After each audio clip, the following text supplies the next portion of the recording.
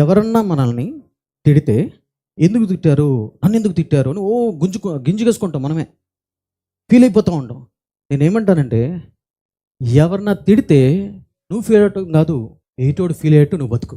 ఒకప్పుడు కానీ నా జీవితం ఎలా ఉండిందంటే, ఎలా బతకాలంటే, ఎవరన్నా నన్ను ఉట్టుపుని అని మాట అన్నా తిట్టినా నాకు ఫీల్ అయిపోయేవాడిని, నాకు ఏడుపు వచ్చేది.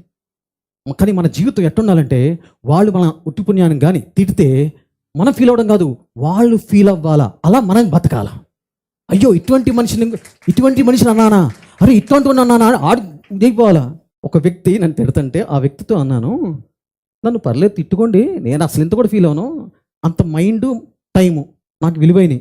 నీ డబ్బులు ఎలాగైతే ఊరినే ఖర్చు పెట్టకూడదో అలాగే మన మనసు కూడా ఊరినే ఖర్చు పెట్టకూడదు.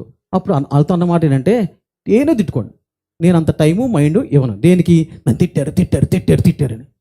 దాంట్లో రెండే చేస్తా. అయితే దాంట్లో మంచి ఉందనుకో, నిజంగా తిట్టు నాకు పనికొచ్చేది అంటే దాంట్లో తీసుకుని సరి చేసుకుంటా, నేను బాగుపడతా. లేదు పక్కన పెట్టేస్తాను. దానికి ఖర్చు పెట్టుకోవాలా, మైండ్ ఖర్చు పెట్టుకోవాలా.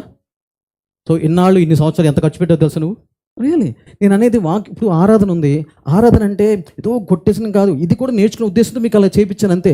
ఎందుకంటే మీరు చర్చకొచ్చేందుకు ఇది కూడా ఉపయోగపడాలా. బైబిల్ మొత్తం చేసి చదివేసి నేను ఎంతసేపు పట్టదు. నా లైఫ్ చాలా మారింది.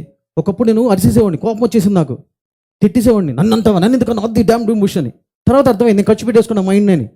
సో అట్లాగా నువ్వు ఎంత మంచిగా బతుకుతావు అంటే, ఎంత గొప్పగా బతుకుతావు అంటే, నిన్ను తిట్టిన వాళ్ళు ఫీల్ అయ్యో ఉత్తు పుణ్యాన్ని, ఈ మనిషిని ఒక మాట అన్నానే, అయ్యో ఉత్తు పుణ్యాన్ని అపార్థం చేస్తున్నానే, ఉత్తు పుణ్యాన్ని అనేసరి గప్పుని ఎక్కడ నిద్ర పట్టకూడదు. ఒకప్పుడు నాకు నిద్ర వచ్చేది కాదు. తిట్టారు అన్నారు, వాళ్ళని ఎలా ప్రశ్నించాలా, ఎలా కోపగించుకోవాలా, ఎలా క్షమించకూడదు, కసి రేపు పొద్దున వస్తే కడిగేయాలా, అడిగేయాలా, అంత ఉండేది.